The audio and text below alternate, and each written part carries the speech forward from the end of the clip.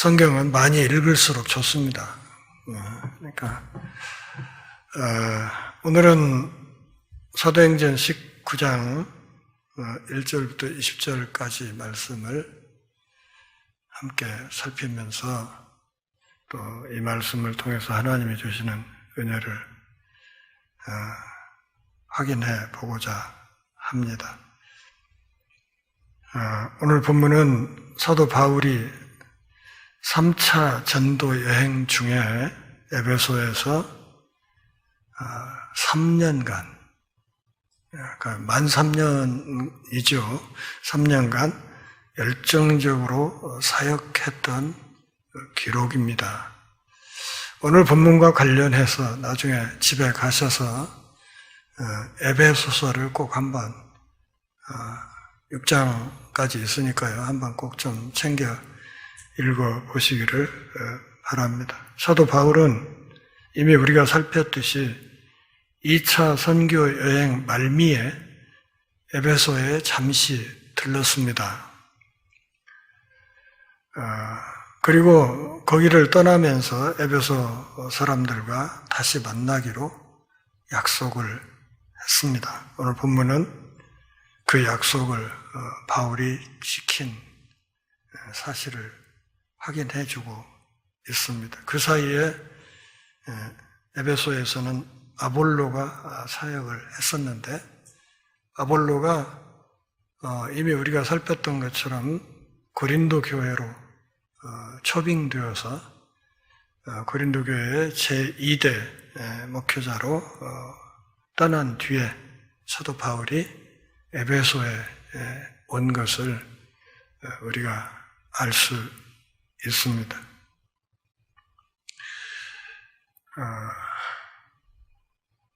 저 어릴 때는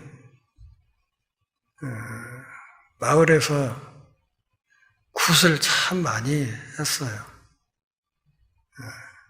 그래서 그냥 며칠 간격으로 집집마다 무당 불러서 그릇에 쌀 담아놓고 거기에 촛불 켜서 꽂아놓고 대마까지 꽂아놓고 그다음에 꽹과리와 진과 북을 걸어놓고 이렇게 무당이 굿을 하는 이런 일들이 참 많았죠. 지금 제가 하는 이야기가 이해가 잘 안 되는 분들은 저하고 세대 차이가 좀 나는 겁니다. 그래서 그냥 애들도 늘 무당 굿하는 가사 이렇게 흉내내면서 하는 소리가 막 꽃감대추 꼼짝 마라 날만 새면 내 것이다 이러고 놀았지 않습니까? 근데 무당에는 세 종류가 있죠. 강신무가 있고 세습무가 있고 학습무가 있습니다.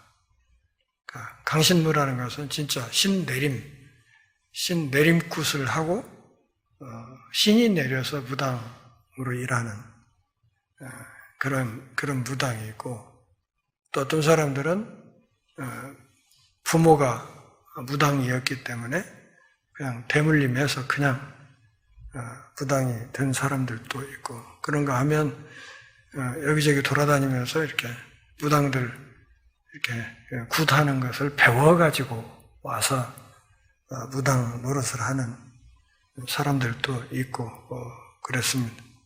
이 중에 진짜 무당은 강신무입니다. 강신무는 실제로 우리 보통 사람들이 생각하는 어떤 초월적인 세계 또는 우리 이성을 벗어난 어떤 영역에서의 어떤 일들을 그냥 속된 말로 귀신같이 알아맞추기도 하고 그렇습니다. 예전에 탕명환 목사님께서 생전에 그런 얘기를 하신 적이 있어요. 그분이 쓰신 책을 이제 읽다 보니까 하도 오타가 많아서 제가 교정해서 보내드렸더니 나중에 아이고 이 다음 책 낼 때는 꼭 좀 같이 좀 도와줬으면 좋겠다고 하셨는데 그냥 돌아가셔 버렸어요. 그래서 실제로 그렇게 같이 일을 하지는 못했지만 그분이 생전에 하셨던 이야기 중에 이제 그 이단을 조사하러 다니면서 어디 마을을 갔는데 거기에 이제 소위 강신무가 있었던가 봐요. 그래서 동네 팽나무 밑에서 이제 상을 차려놓고 막 후를 띄면서 굿을 하는데 그 탕 목사님 표현으로는 그냥 그야말로 이렇게 그 굿을 하면서 뛰는데 나이 50대가 한참 더 된 그 여자 무당이 땅에서 그냥 1m 이상을 펄펄 뛰더라는 거야. 뛰는데 그것도 그냥 잠시 뛰다 마는 게 아니라 1시간 넘게 그렇게 뛰고 있더라는 거죠. 그래서 속으로 저런 사람 올림픽 나가면 우승하겠다 싶을 정도로 그렇게 그냥 뛰고 있는데 이제 가까이 가서 사진도 찍고 좀 이렇게 알아보고 이렇게 취재도 하고 하려고 이렇게 군중들 틈으로 가서 딱 들어가서 이렇게 이제 구경을 하려고 딱 들어갔더니 갑자기 이 강신무가 땅에 털썩 주저앉더니 아이고 여기 예수 믿는 사람 와서 못 오겠다고 하고 주저앉아 버리더라는 거예요. 그래서 나 때문인가? 이렇게 생각이 돼서 그 사람이 영업방해하는 것 같아서 미안해서 슬그머니 빠져나와서 이제 좀 거리를 두고 빠지니까 그때서 다시 또 뛰기 시작하더라는 거예요. 그러면서 오면서 감사했다고, 참 저 무당이 내가 예수 믿는 사람이라는 것을 알아본 거 신통하기도 하고 그래서 하나님께 감사했노라 하는 이야기를 저에게 그 생전에 해주신 적이 있습니다. 오늘 본문에도 무당이 나와요. 요즘 우리 사회에 무당이 상당히 그 세력을 떨치고 있죠. 어제는 국회 청문회에 또 무당이 나와서 또 증언을 하기도 하고 참 재밌는 나라가 됐습니다. 아볼로가 고린도에 있을 때, 그러니까 이때는 바울은 에베소에 이제 에베소 쪽으로 향해서 가고 있는 거죠. 가고 있어요. 그래서 이제 에베소로 들어가게 됩니다. 바울이 윗지방으로 다녔다 그랬는데요. 이 윗지방은 18장 23절을 참조하면 갈라디아와 부르기아 지방을 말하는 겁니다. 갈라디아와 부르기아 이 일대를 다녀서 어디로 왔습니까? 에베소로 왔습니다.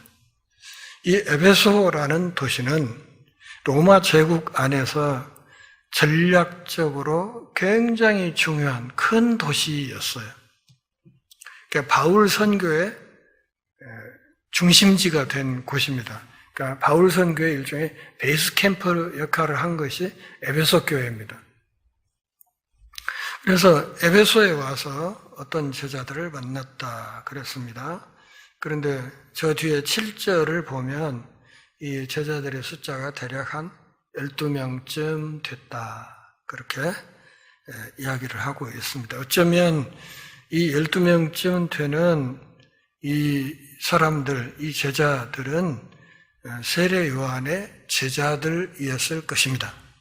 그리고 세례 요한을 통해서 복음을 받은 사람이었을 가능성이 상당히 높습니다. 사도행전에서 제자들이라고 쓰는 이 표현은 대체로 그 뜻은 신자들이라는 뜻입니다. 신자들.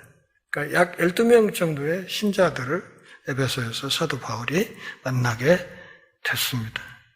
그래서 와가지고 이 사람들을 만나서 바울이 두 가지 질문을 합니다. 첫 번째 질문은 2절에 나와 있고 두 번째 질문은 3절에 기록이 돼 있습니다. 여러분들이 믿을 때 혹은 믿은 뒤에 성령을 받으셨습니까? 이렇게 물은 거죠. 다시 말하면 오순절적인 경험이 있느냐? 이걸 물어본 거예요. 사도행전 2장에 있던 그 오순절 사건이 있잖아요. 오순절적인 경험이 있느냐? 이렇게 물으니까 아니요. 우리는 성령이 계시다는 것도 그런 말도 듣지 못했습니다. 이렇게 대답을 합니다. 그러니까 왜 질문을 했을까요? 바울이 이 12명쯤 되는 신자들을 만나서 잠깐 뭔 이야기를 하고 교제하다 보니까 좀 이상하다는 느낌을 받았던 거예요. 어떤 점에서 이 사람들이 갖고 있는 기독교 신앙의 토대가 뭔가 2% 부족한 것 같은 그런 느낌.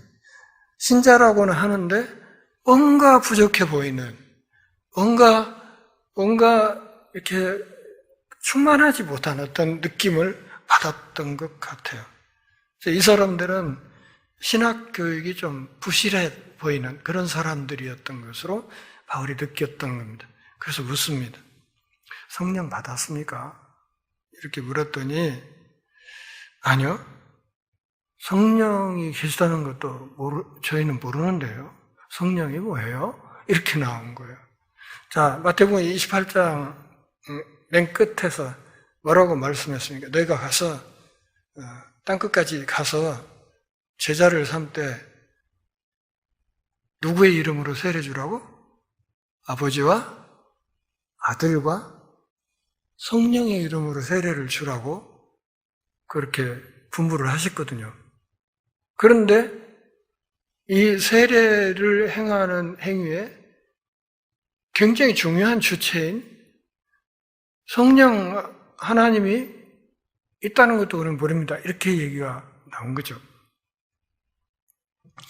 아마 초기에 아볼로처럼 그랬던 것으로 보입니다. 아볼로도 그랬었잖아요. 아볼로도 이런 부분에 대해서 잘 모르니까 브리스길라와 아굴라가 따로 한쪽으로 오라 해서 따로 가르쳤던 사실이 있지 않습니까? 그러니까 성령이 있는 것도 모른다 하는 말은 뒤집어 말하면 성령 받지 못했다. 그런 뜻도 되는 거죠. 두 번째 질문을 해요. 3절에서 바울이 이르되 그러면 여러분이 무슨 세례를 받았습니까? 세례는 받았으니까 신자일 텐데 무슨 세례를 받았습니까? 대답하기를 요한의 세례를 받았습니다. 요한의 세례라는 게 무슨 세례? 회개의 세례죠. 회개.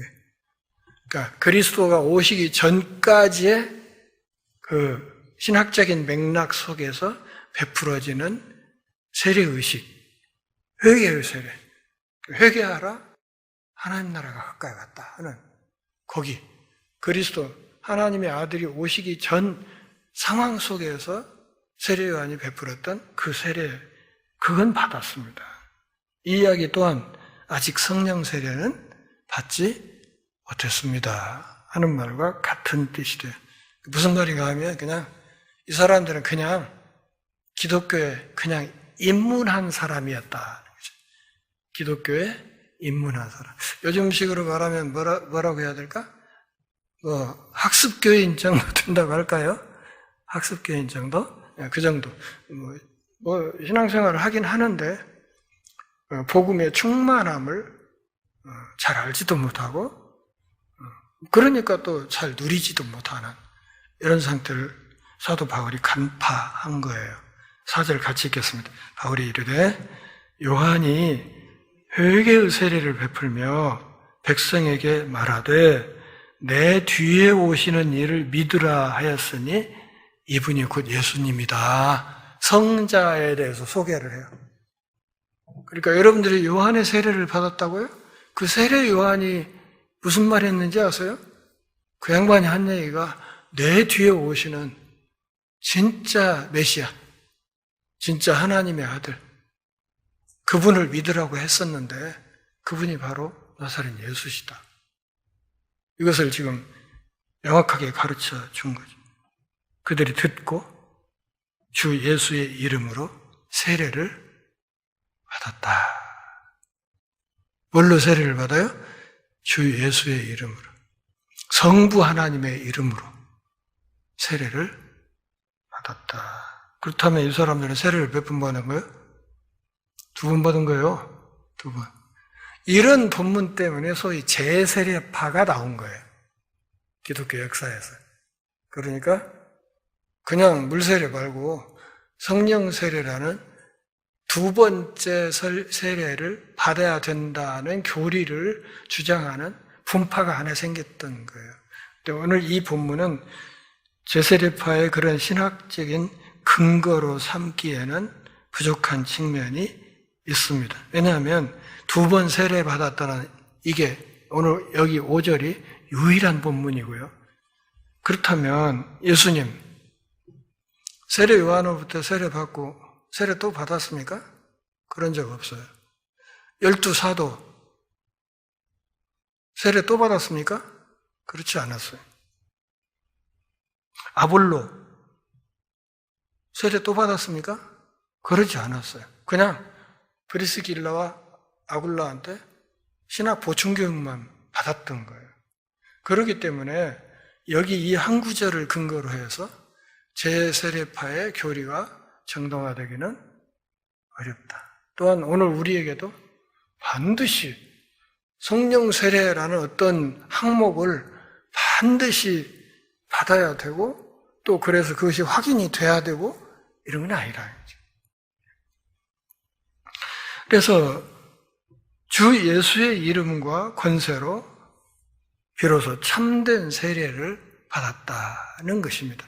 그것을 지금 말하려는 것이지 제세례파의 교리가 맞다고 그 근거 구절이 되는 말씀은 아니라는 것을 알아야 됩니다. 6절 같이 읽어보겠습니다. 바울이 그들에게 안수함에 성령이 그들에게 임하심으로 방언도 하고 예언도 하니. 중요한 구절이에요.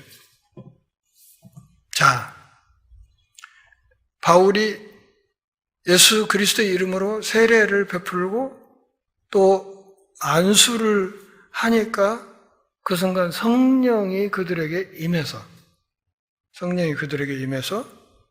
방언도 하고 예언도 하더라, 이 사람들이. 지금 본문이 뭘 말하는 거예요? 누가는 뭘 말하려고 지금 이 본문을 여기에 이렇게 기록을 했을까요? 자, 누구의 이름으로 세례 받았다겠죠? 예수 그리스도의 이름으로 세례를 받았다. 성자. 그 다음에 안수할 때 성령.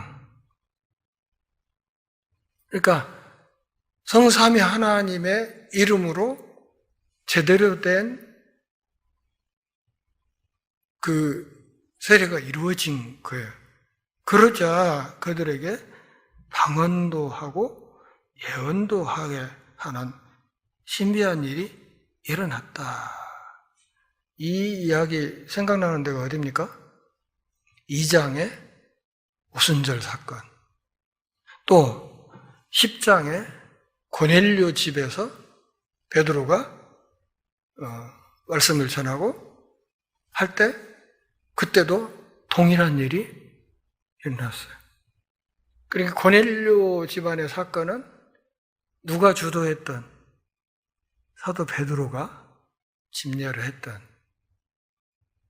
그리고 2장은 전체로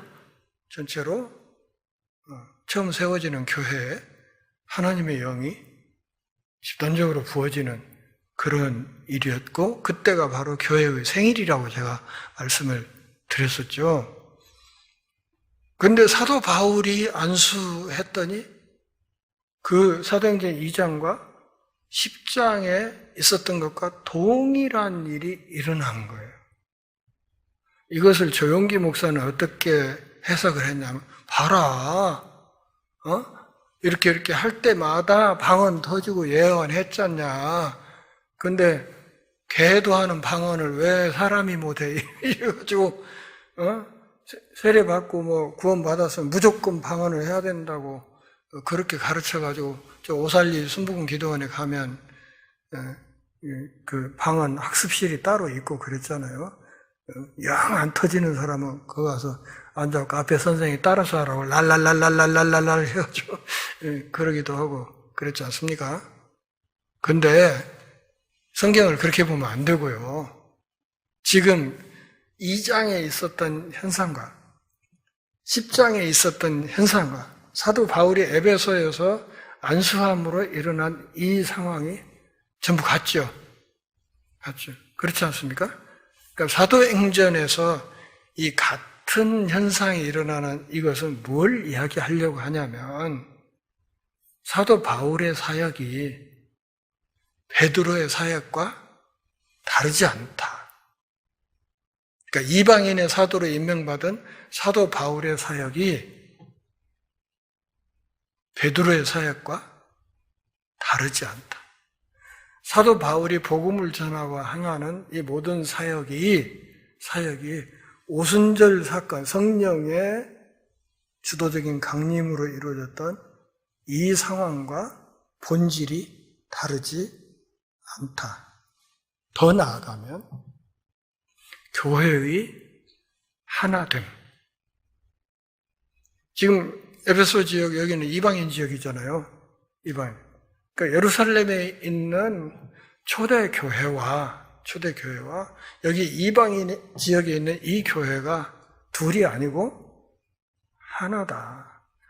한 교회다. 한 몸이다. 한 영이 역사하는 한 공동체다. 교회의 하나됨을 증명하는 기록이지.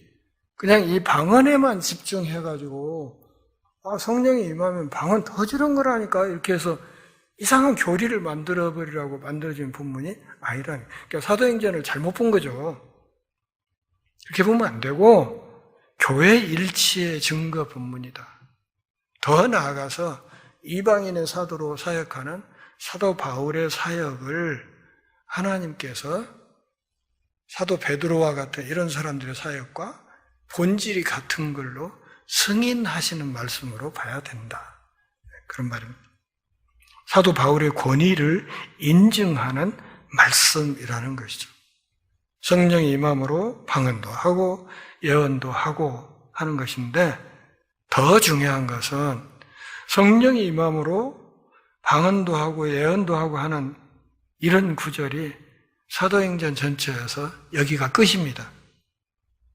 이후로도 사도 바울이 많이 이방인 지역에서 사역하면서 또 다른 교회들도 개척하고 하는데 이 기록은 여기로 끝납니다. 다시 말하면 바울은 은사주의자도 아니고 성례주의자도 아니었다 하는 것을 말하려고 하는 것입니다. 이 사람이 모두 몇 명쯤 됐다고?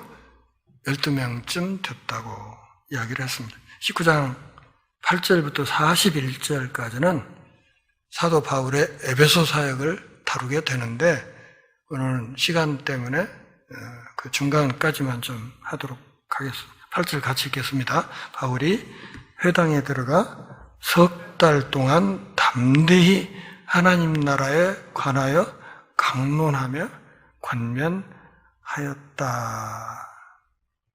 이 19장 8절부터 41절까지 바울의 에베소 사역의 이 본문의 중요한 목적 중에 하나는 이방인 사도로서의 사도 바울의 위상을 높이고 그 위상을 확고히 하려는 것입니다. 그러니까 이 사도 바울이 그냥 있으나마나한 사도가 아니었다는 이야기를 하려고 하는 것입니다. 아까 제가 에베소에서 사도 바울이 얼마 있었다고 그랬죠? 한 3년 있었다고 그랬죠. 뭐 석 달인데 왜 이래? 언뜻 보면 그렇게 보이죠. 이 석 달은 유대인의 회당에서 석 달을 했던 것이고요. 그다음에 거기서 쫓겨나면서 어디로 가요? 두란노 서원으로 가서 거기서 만 3년을 사역을 하게 됐다. 그런 뜻이에요. 그리스도의 피로 값주고 사신 교회를 일컬을 때 하나님 나라 이렇게 이야기를 합니다. 근데 거기 8절에 있는 강론이라는 말이 헬라 그 낱말의 시제를 보면 미완료 시제로 되어 있는데요. 이 미완료 시제는 영어의 진행형과 같은 뜻입니다. 그러니까 한 번만 딱 한 타임 하고 끝난 것이 아니라 계속 강론했다는 뜻이에요. 계속 강론을 했어요. 그랬더니 어떤 사람들은 마음이 굳어서 순종하지 않죠. 그러면 어떤 사람들이라는 말의 이면에는 뭐가 있어요? 또 다른 어떤 사람들, 사도 바울이 전하는 이 복음을 달게 받는 사람들도 많이 있었다는 전제가 깔려 있죠. 그러죠? 그런데 또 어떤 사람들은 마음이 굳어져서 순종하지 않고 무리 앞에서 이 도를 비방하거늘. 그리스도의 복음을 비방함으로써 그들은 자기들이 받아야 될 복음 안에 신성한 복을 상실하게 됩니다. 그러자 바울이 그들을 떠나서, 여기 떠났다는 말은 하나님의 버려두심을 말하는 거예요. 하나님의 심판을 가리켜요. 그러니까 중요한 사역자가 사역을 중단하고 딱 떠나버렸다는 얘기는 무슨 말인가 하면 하나님이 그 사람들을 버렸다는 뜻이거든요. 어떻게 보면 떠나서 제자들을 따로 세우고 어디로 갔습니까? 두란노 서원으로 갔다. 지금 우리나라 기독교 출판사 가운데 두란노 서원이 있죠? 여기서 따온 거예요. 근데 이 서원이라는 말은 조금 잘못 읽으면 유교 냄새가 나죠. 그게 아니고 이 서원이란 말은 학원이란 뜻이 학원. 헬라어로는 스콜레. 이 스콜레라는 말이 영어로 넘어가서 스쿨이 됐습니다. 학원으로 번역하는 게 더 낫습니다. 두란노 학원을 빌렸어요. 두란노 학원을 빌려서 이제 성경을 가르쳐요. 저희 교회도 송천동에 있을 때 우리가 빌린 그 건물 바로 앞쪽에 있는 조그마한 학원을 빌려서 그 공간에서 학생들 교회학교 공과하고 한동안 그랬었어요. 그러니까 우리 갖고 있는 시설이 좀 위에 터져가지고 그랬던 적이 있어요. 주일에만 빌려서 세를 조금씩 주고 그렇게 했던 적이 있죠. 이 두란노 서원에서 날마다 강론했다 그랬습니다. 근데 이 본문의 배사사본을 보면 거기에 이 빌린 시간대가 기록이 되어 있는데 우리 시간대로 환산해서 제가 말씀을 드리면 오전 11시부터 오후 4시까지. 무슨 말인가? 아열대 이 무더운 기후에서 오전 11시에서 오후 4시라고 하면 소위 뭐예요? 시아스타 타임. 그러니까 너무 덥기 때문에 사람들이 일을 하지 못하고 그늘에서 낮잠을 자거나 하는 그 시간대. 그 시간대에는 그 학원을 쓰지 않을 거 아니에요. 그래서 그 시간대. 사람들이 너무 더워서 아무 일도 못하는 그 시간대를 빌려서 11시부터 오후 4시까지 그 시간대에 두란노 학원에서 열심히 날마다 복음을 가르쳤다. 그렇게 얼마 동안 10절에 보면 만 2년, 그러니까 전체적으로 하면 만 3년 정도의 세월을 여기서 복음을 가르쳤던 것입니다. 바울이 한 지역에서 가장 오래 머물렀던 기록이에요. 이게 가장 오래 머물렀던, 그러니까 에베소 교회에서 제일 오래 머물렀어요. 만 3년.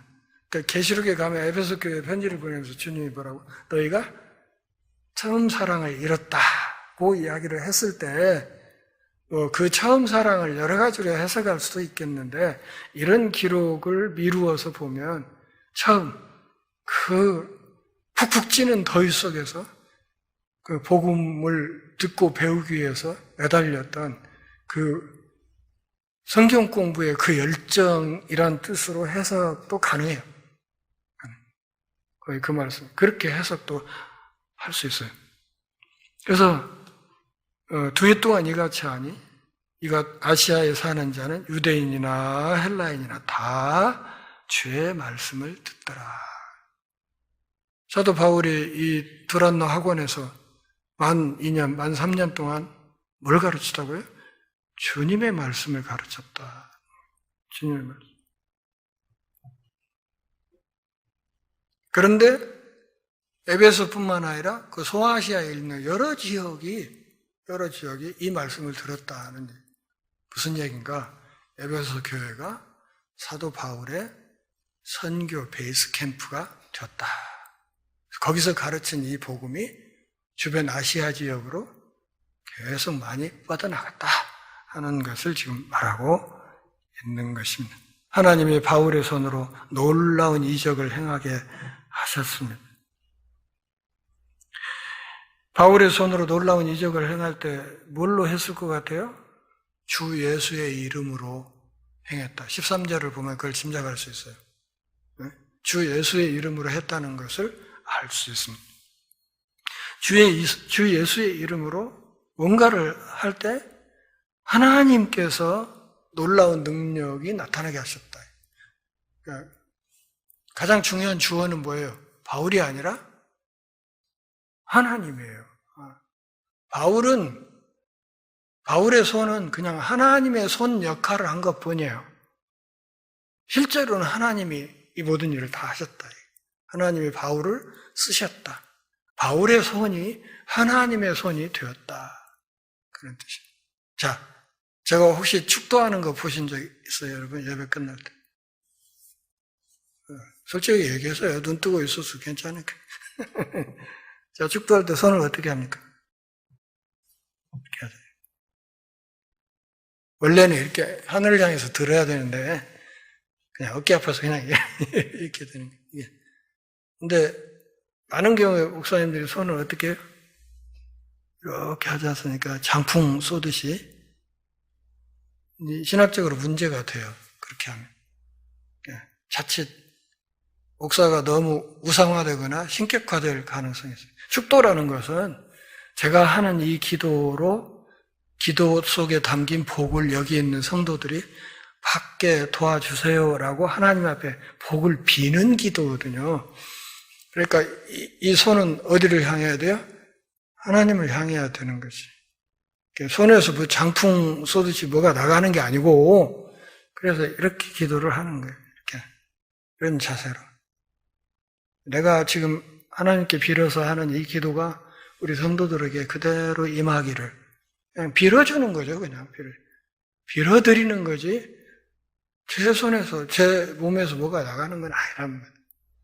그래서 11절에 중요한 말은 하나님이라는 말이에요. 바울은 하나님이 그 하시는 일에 일꾼으로 쓰임 받았을 뿐이다. 또 한 가지 중요한 것은 뭐냐면, 비록 이렇게 기록이 됐지만 사도 바울의 사역이 곧 예수님이 공생의 기간에 했던 사역과 똑같다는 얘기입니다. 예수님도 공생의 기간에 이적을 많이 행하셨잖아요. 많이 행하셨던 것처럼 하나님의 도구로 쓰임받는 바울이 하는 그 일이 공생의 기간에 우리 주님이 하셨던 그 일과 똑같은 일이었다 하는 것을 말하는 것입니다. 자, 우리 교회 학교 아이들이 학교에 가서 친구들과 앉았을 때야, 다음 주에 우리 교회 가자. 교회 가. 우리 교회 가면 목사님이 사탕 하나씩 준다. 이렇게 해서 우리 교회 가자 하는 그 말이 제가 지금 여기서 설교하는 것과 똑같은 말입니다. 그래서 제가 우리 어린이들도 동역자라고 얘기를 하는 겁니다. 같은 일을 하기 때문에. 심지어 사람들이 바울의 몸에서 손수건이라는 것은 그냥 우리가 넣고 다니는 손수건을 말하는 게 아니고요. 운동할 때 여기 우리 머리띠 두르잖아요. 땀 얼굴로 흘러내리지 않게. 이 머리띠를 말하는 겁니다. 손수건은. 머리띠. 그 다음에 앞치마는 바울이 가죽 공방에서 일을 하니까 이렇게 앞에 두르는 그 앞치마를 말하는 거예요. 이것을 가져다가 병든 사람에게 얹으면 그 병이 떠나고 악귀도 나가더라. 하나님의 희한한 역사가 사도 바울의 사역 현장에 나타난 거예요. 에베소는 어떤 도시예요? 미신의 도시예요. 마술이 판을 치는 도시고 우상숭배에 찌든 도시예요. 아데미 여신을 섬기는 신전이 있고 거기에 신전 창녀들이 막 1000명씩 상주하는 그런 데. 고대 마술의 중심지가 바로 에베소였어요. 하나님의 역사가 사도 바울의 사역 현장에 나타났어요. 병이 떠났다. 악귀도 나가다. 무슨 말이에요? 하나님이 우리 인간의, 우리 피조물의 정신과 몸에 모두 다 관심이 있다. 그런 말이에요. 하나님이 우리의 몸에도 관심을 갖고 계시고 우리의 정신과 마음에도 관심을 갖고 계신다. 그 모든 영역을 하나님이 다스리신다. 그러니까 오늘날 교인들이 걸핏하면 영혼구원 하는데 그거 신학적으로 사실은 심각하게 문제가 있는 표현이에요. 영혼만 구원합니까? 아니에요.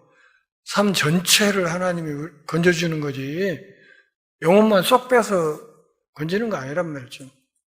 우리의 삶 전체에 하나님이 관심을 갖고 계세요. 말씀이 선포되고 듣고 회개하고 예수님을 구주로 믿고 구원에 이르는 놀라운 일이 에베소에서 일어나게 되었습니다. 13절부터 16절까지 이 상황에서 스게와의 아들들에 관한 이야기가 서술이 되어 있습니다. 이에 돌아다니며 마술하는 어떤 유대인들이 수뇌 무당들이 있었던가 봐요. 에베소에 여기저기 막 돌아다니면서 구슬을 해주고 하는 그 무당들이, 이 마술하는 사람이라면 무당으로 보는 게 좋습니다. 유대인들이 시험 삼아 악귀 들린 자들에게 주 예수의 이름을 불러 말하되, 이걸로 보면 사도 바울이 앞에서 제가 얘기했죠. 하는 이 모든 일을 뭘로 했을 것이다? 예수님의 이름으로 했을 것이다는 거예요. 그러니까 그걸 보고 지금 흉내를 내는 거죠. 불러 말하되, 자, 재밌어요. 뭐라고 그래요? 주 예수의 이름으로 너에게 명한다가 아니라 뭐예요? 내가 바울이 전파하는 예수를 의지하여 너에게 명한다, 이렇게 됐어요. 그러니까 무당들이 흉내를 내긴 되는데 제대로 하는 게 아니라는 거죠. 아니. 그래서 마술을 돈벌이 수단으로 해서 돌아다니면서 이렇게 그 무당 노릇하면서 돈 버는 사람들이 있었다. 여기서 말하는 13절에 이 무당들이 바울의 말을 흉내내서 하는 이것은 뭐예요? 이때 예수님의 이름은 뭐예요? 그냥 부적이고 주문이에요. 그냥 부적이고 주문일 뿐이에요. 여러분, 자동차 안에 그 물고기 마크 달고 다니면 사고 안 날 것 같죠? 그런 게 다 미신이에요, 미신. 그게 중요한 거예요. 그거 있으면 사고 안 나는 게 아니에요. 그렇게 생각한다면 그런 거 달면 안 돼요. 근데 그냥 내 신앙 고백의 한 상징으로 다는 건 문제가 없지만 그거 있으면 사고 안 날 거라고 생각해서 붙였다면 그건 얘기가 다르다 하는 것을 알아야 됩니다. 유대 한 제사장 스게와의 7 아들도 이 일을 행하고 있었다. 이렇게 바울 흉내를 내고 돌아다녔다 그 말이죠. 그런데 이 제사장의 자식들이 뭐 이런 짓을 하냐 이렇게 생각할 수 있는데 두 가지로 생각할 수 있습니다. 하나는 진짜 제사장일 가능성도 조금은 있고, 또 다른 짐작은 어쩌면 제사장도 아닌데 제사장을 사칭하는 사람이었을 가능성도 상당히 높습니다.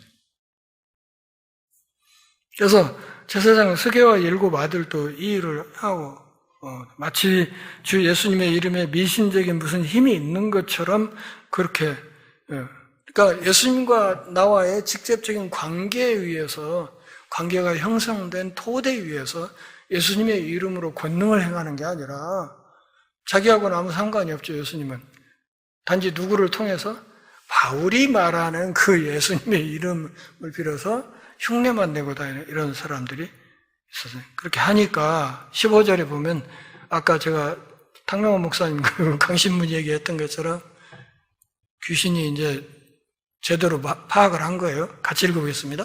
악귀가 대답하여 이르되 내가 예수도 알고 바울도 알거니와 너희는 누구냐 이렇게 묻습니다. 네, 이 악귀가 귀신같이 알았어요. 이 귀신이 얘네들의 실체를 귀신같이 알았어요. 알아가지고 나 예수도 알고 바울도 아는데 너희들은 뭐예요 도대체? 이렇게 얘기를 하고 나오는 거죠. 네, 우리가 좀 눈여겨볼 것은 앞에 예수도 알고라는 말은 헬라어에 기노스코라는 말을 썼는데요. 이 말은 들어서 안다는 뜻이에요. 들어서 안다. 들어서 뭔가를 인식하게 되는 것을 가리키는 것이고, 그 뒤에 바울도 알거니와 여기 안다는 말은 에피스타마이라는 이 말은 보고 안다는 뜻이에요. 보고. 그러니까 앞에 안다는 인식하는 것이고 뒤에 안다는 경험하는 거예요. 경험. 그러니까 인식 차원에서, 경험적인 차원에서 너희들은 가짜라는 거 내가 알아. 그런 말이죠. 그럼 너희들은 예수 자신을 모르고 있다는 거 내가 귀신같이 알고 있다. 그런 말이죠.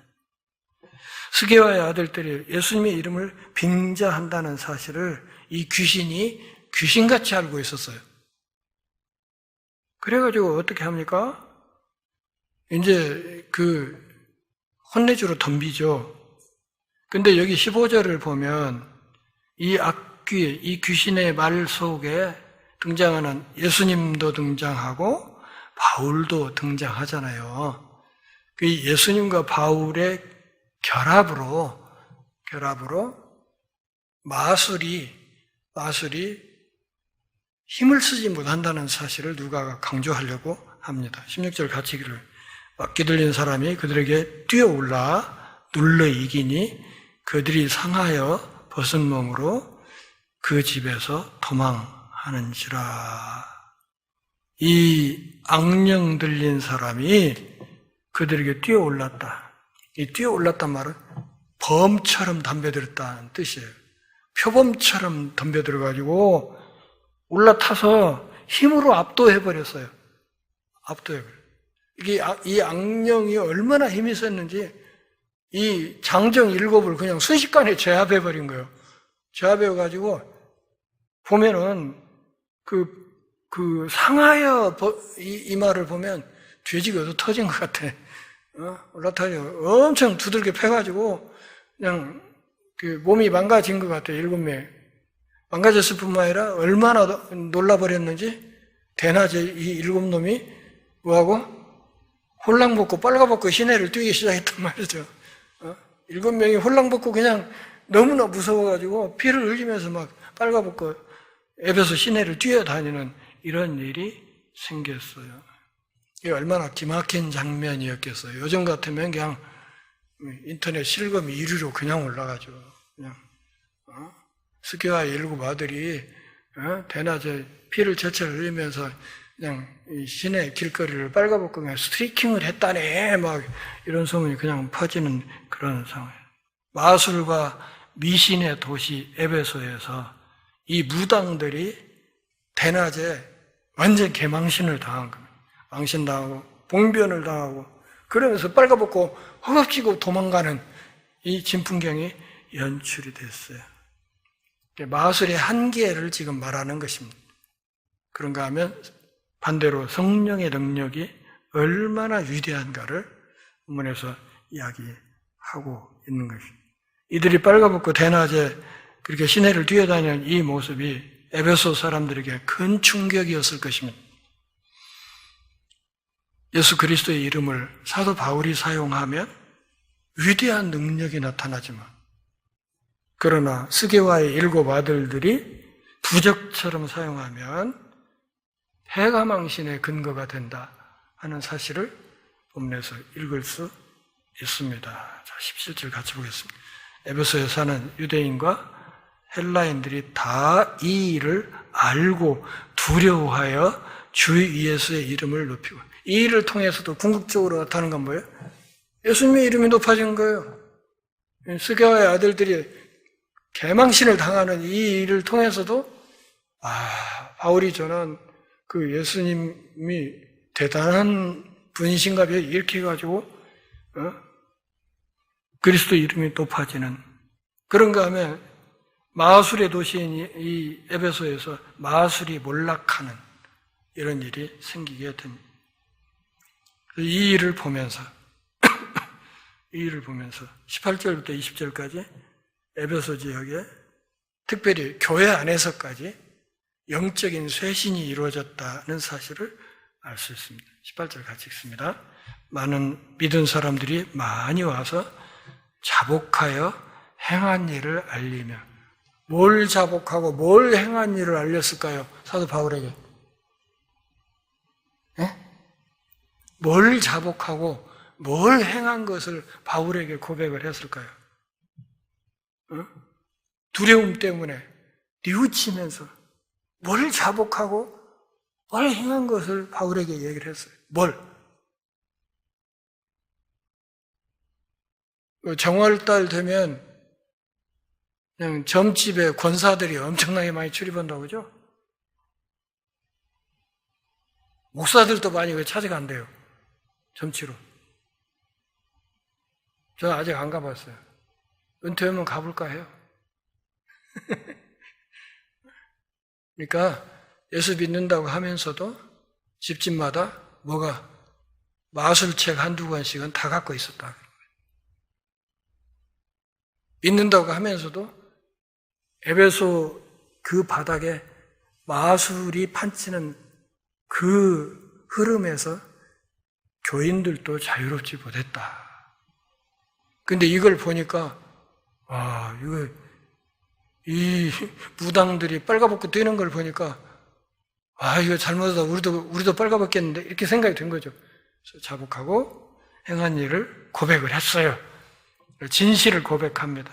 그러면서 마술을 행하던 많은 사람이 그 마술 책을 모아가지고 와서 모든 사람 앞에서 불질러 버렸어요.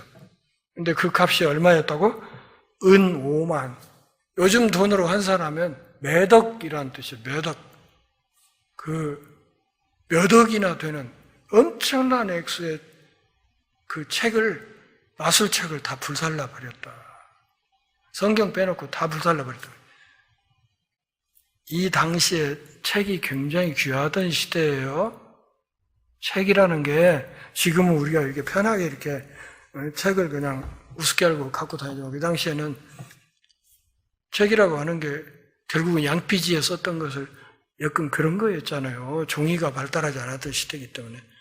그러니까 책 자체가 엄청나게 귀하고 비싼 건데 그 마술책들을 다 모아가지고 공개적으로 불살라 버렸다. 은 5만이나 됐다. 엄청난 결단이었어요. 어떤 의미에서는 자기들의 생계수단이 될 수도 있었던 이 마술 관련 이 일을 완전히 접어버리고자 하는 그런 결단이 있었다는 것을 이야기합니다. 20절 같이 읽겠습니다.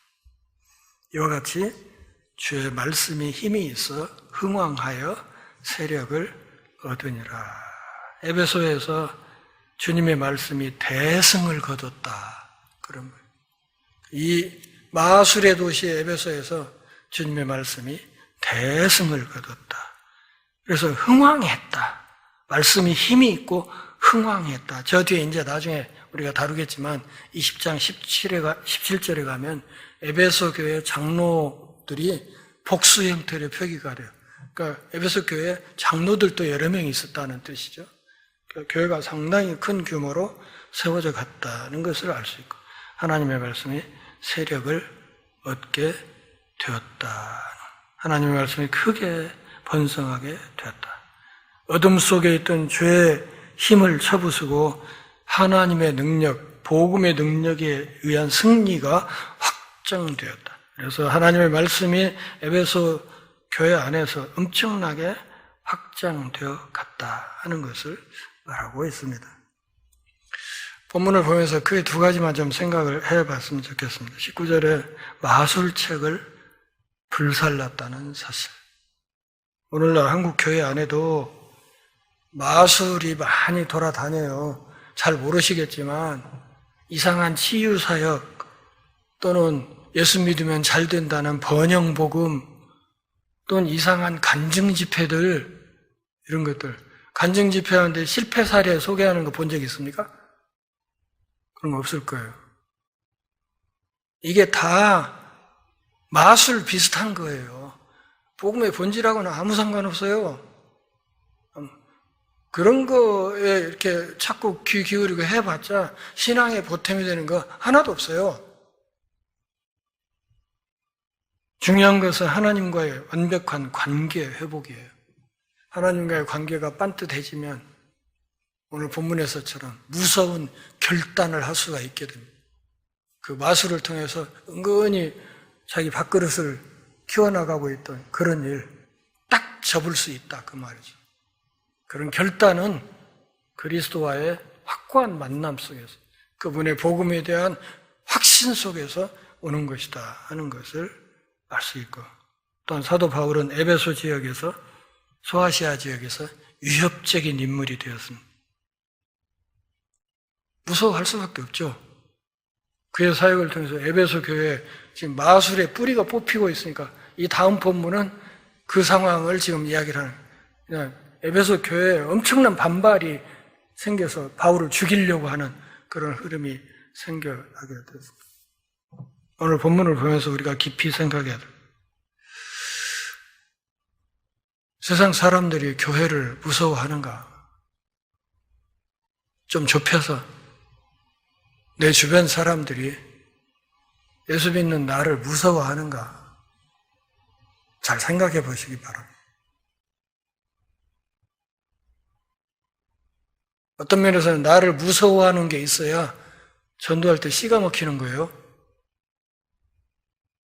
아이고, 저거 교회만 다닌다고 하지. 똑같아. 왜 그러나? 아니면 교회만 다닌다고 하지. 더해. 뭐 이러면 그거 끝나는 거거든요. 사도 바울의 이 위상, 이것을 이곳에 있는 우리도 좀 확실하게 갖출 수 있기를 바라고, 어디 가든지 예수 믿는 우리가 너무 무시당하지 않고 사람들이 좋아하지는 않더라도 우리를 함부로 다룰 수는 없는 예수 믿는 사람다운 어떤 품격을 확고히 지니는 그런 삶을 살아낼 수 있기를 바랍니다. 기도하겠습니다. 하나님 아버지, 오늘 또 우리가 모여서 주의 말씀을 들으며 우리 신앙의 옷깃을 다시 매는 복 주셔서 고맙습니다. 삶이 다하는 그날까지 예수 믿은 복을 온전히 누릴 수 있도록 주님을 온전히 따르며 주님께만 충성하는 복된 사람들 다 되게 하시고, 우리 교회 안에 이런 신실한 일꾼들이 많이 모일 수 있도록 은혜 허락하여 주옵소서. 예수님의 이름으로 기도합니다.